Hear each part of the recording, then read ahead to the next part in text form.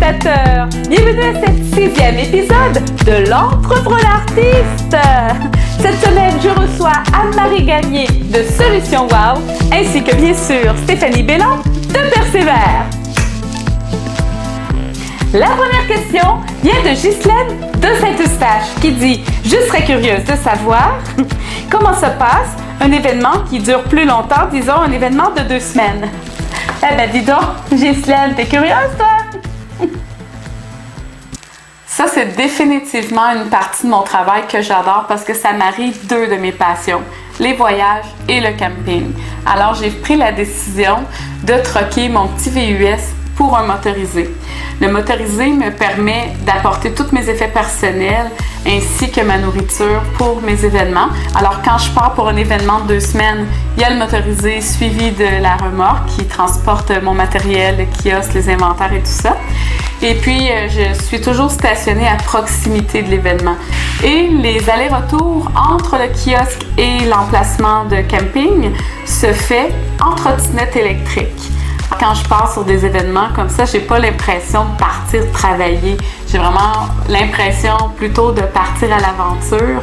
D'ailleurs, on rencontre plein de gens, mais j'ai l'impression d'être dans un voyage culturel, social. C'est vraiment fantastique. J'adore ça.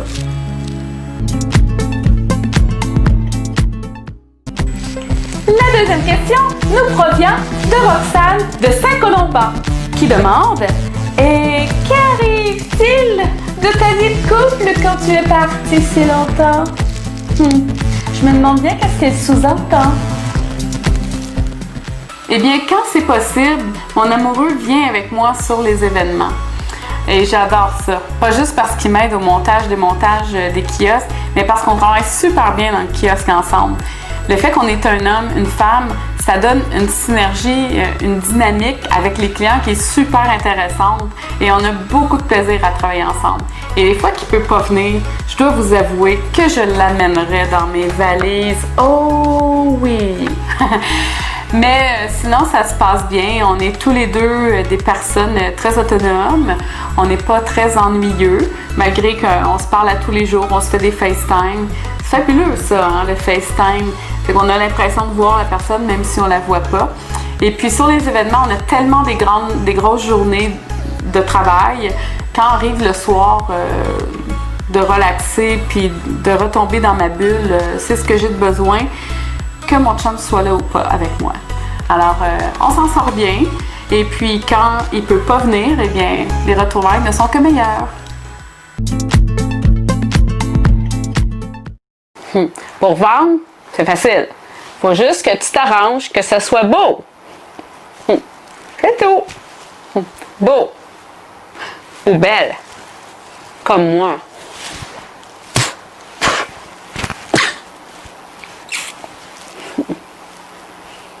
Bonjour, moi je m'en vais faire une petite journée de marchandisage. Est-ce que le marchandisage c'est juste pour faire beau? La réponse c'est non. Le marchandisage sert à rendre efficace l'expérience des clients. Pour le client, ce qu'on veut, c'est de faciliter sa recherche et aussi de faire en sorte qu'il trouve tout ce dont il a besoin rapidement. Pour le commerçant, on veut réussir, encore une fois, à faciliter l'expérience de ses conseillers lorsqu'ils présentent des produits aux clients.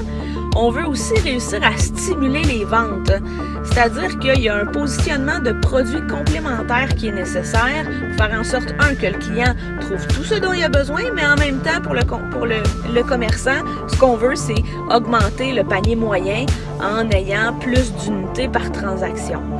En bout de ligne, l'exécution de la mise en marché, l'objectif, c'est de faciliter l'expérience des clients, maximiser l'espace, stimuler les ventes et donner envie aux clients de revenir.